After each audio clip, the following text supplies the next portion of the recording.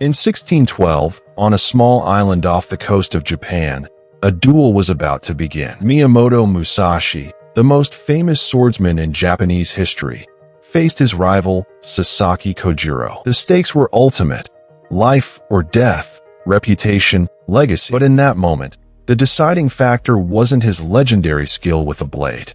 It was the state of his mind. He described it as mushin, no mind. A state of pure, uncluttered awareness, free from fear, anger, or even conscious thought. That calm is what this video is about. It's the disciplined mental architecture behind true mastery under pressure. Because that ancient pressure isn't so different from what you face today. It's the overthinking that freezes you before a big presentation. The flash of anger in a difficult conversation.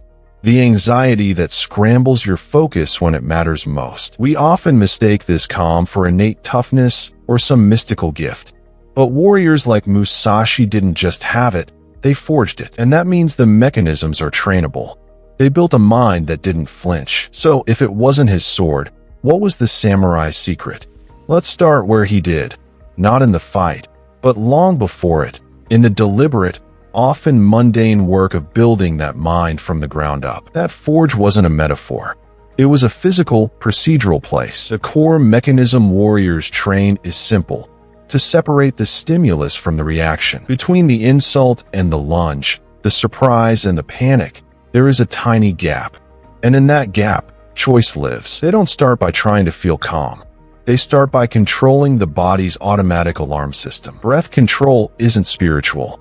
It's physiological.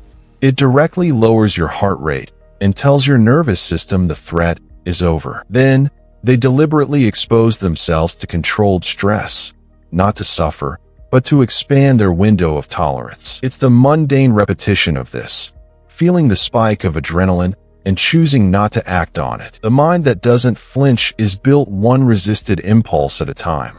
It's a physical skill, like callousing your hands. So the secret wasn't mystical stillness.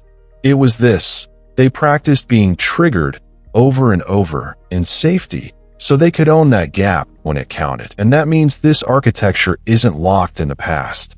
The modern equivalent of that forge is everywhere you feel a reactive pull. Which brings us to your first drill. So your forge is any moment that pulls you toward a reactive, unthinking response. And the modern equivalent of that warrior exposure is a concept called deliberate discomfort. This isn't about seeking suffering.